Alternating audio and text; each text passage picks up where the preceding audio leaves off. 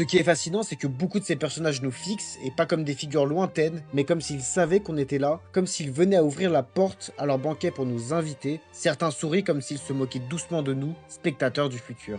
Bon, si je vous montre tout ça, est-ce que vous comprenez? Non, ils ne sont pas en train de se moquer de vous, car je sais très bien que vous ne laisserez pas passer ça. Ces œuvres, c'est la magie de Franz Hals.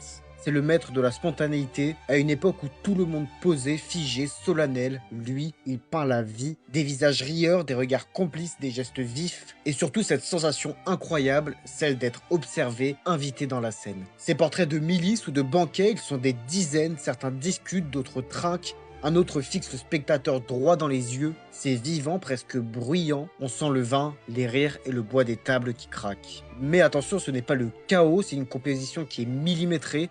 Chaque regard est un fil invisible qui relie les personnages entre eux et à nous. Et c'est ça le génie de Hals, il casse la barrière entre l'œuvre et le spectateur.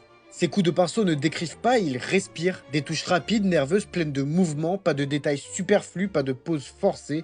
Juste l'instant présent, une main levée, un sourire en coin, un éclat dans les yeux. On a l'impression d'assister à la naissance d'un rire. Ces modèles ne sont donc pas des rois ou des princes, ce sont des marchands, des gardes, des femmes du peuple. Ils parlent la dignité du quotidien, et cette énergie, cette humanité font de ces tableaux les plus vivants du siècle d'or. Donc Hals, c'est l'inverse du silence figé, des portraits d'apparat, c'est le rire qui traverse les siècles, la peinture qui bouge encore et qui parle encore, et qui regarde et qui nous regarde. Alors la prochaine fois que vous croisez l'un de ces portraits, ne détournez pas les yeux, parce que eux ne détourneront jamais les leurs. Dites-moi ce que vous en pensez en commentaire.